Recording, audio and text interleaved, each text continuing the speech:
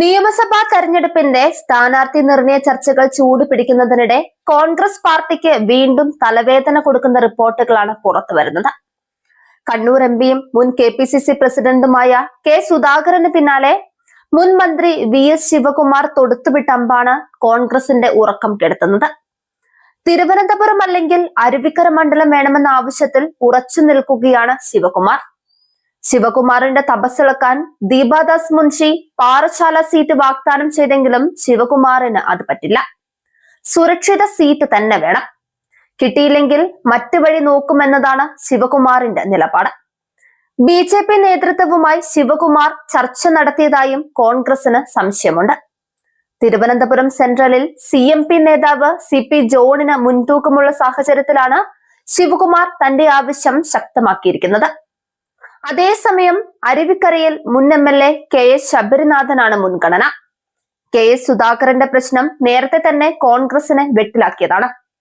Kannur assembly സീറ്റിൽ മത്സരിക്കാൻ 100% തീരുമാനമുണ്ടെന്ന് അദ്ദേഹം ആവർത്തിക്കുകയും ചെയ്തു. എന്നാൽ MPമാർ അസംബ്ലി തെരഞ്ഞെടുപ്പിൽ മത്സരിക്കരുതെന്ന നിലപാടിൽ ഹൈക്കമാൻഡ് ഉറച്ചു നിൽക്കുകയാണ്. രണ്ട് മുതിർന്ന നേതാക്കളുടെ ഒരേ സമയത്തുള്ള സമ്മർദ്ദം കോൺഗ്രസിനെ പ്രതിസന്ധിയിലാക്കിയിരിക്കുകയാണ്. തിരുവനന്തപുരം, ആലപ്പുഴ, എറണാകുളം ജില്ലകളിലെ സീറ്റ് നിർണയത്തിലും സമവായമില്ല. കേരള കോൺഗ്രസ് ജോസഫ് ഗ്രൂപ്പുമായുള്ള സീറ്റ് വിഭജന ചർച്ചകളും തടസ്സപ്പെട്ടു.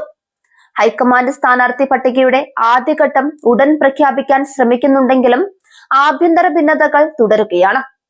BJP തിരുവനന്തപുരത്ത് ശക്തമായി മത്സരം നടത്തുന്ന സാഹചര്യത്തിൽ ശിവകുമാറിന്റെ ഇടപെടൽ പാർട്ടിക്ക് കടുത്ത വെല്ലുവിളിയാണ്. കോൺഗ്രസിന്റെ ആഭ്യന്തര പ്രതിസന്ധി UDFന്റെ മൊത്തം തന്ത്രത്തെയും ബാധിക്കുമെന്നാണ് രാഷ്ട്രീയ നിരീക്ഷകരുടെ വിലയിരുത്തൽ.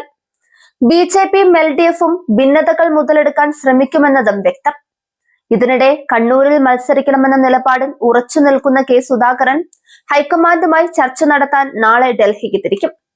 40 മുതൽ 50 വരെ മണ്ഡലങ്ങളിലെ സ്ഥാനാർത്ഥികളെ ഇന്ന് പ്രഖ്യാപിക്കാൻ കോൺഗ്രസ് ശ്രമിക്കുന്നുണ്ട്.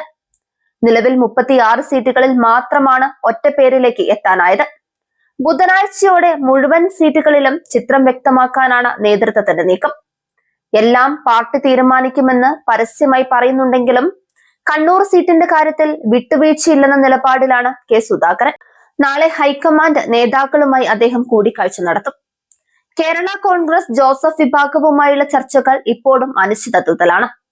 ഇന്നലെ ആലുവ പാലസിൽ VD സതീശൻ നടത്തിയ ചർച്ചയിൽ ധാരണയിലെത്താനായില്ല. ചർച്ച പൂർത്തിയായെന്ന് സതീശൻ അവകാശപ്പെട്ടെങ്കിലും തീരുമാനമാകാൻ 2 ദിവസം കൂടി വേണ്ടിവരുമെന്ന് PJ ജോസഫ് തിരുത്തി. സീറ്റ് വിഭജനം നീളുന്നതിനൊപ്പം പല മണ്ഡലങ്ങളിലും കോൺഗ്രസിനുള്ളിൽ സ്ഥാനമോഹികൾ പരസ്യമായി രംഗത്തിറങ്ങുന്നത് നേതൃത്വത്തിന് വലിയ തലവേദനയാകുന്നുണ്ട്. സീറ്റ് വിഭജനം വേഗത്തിൽ പൂർത്തിയാക്കി പ്രചാരണ രംഗത്ത് സജീവമാക്കാൻ ഘടകകക്ഷികൾ സമ്മർദ്ദം ചെലുത്തുമ്പോഴും ആഭ്യന്തര തർക്കങ്ങൾ UDFനെ പ്രതിരോധത്തിലാക്കുകയാണ്.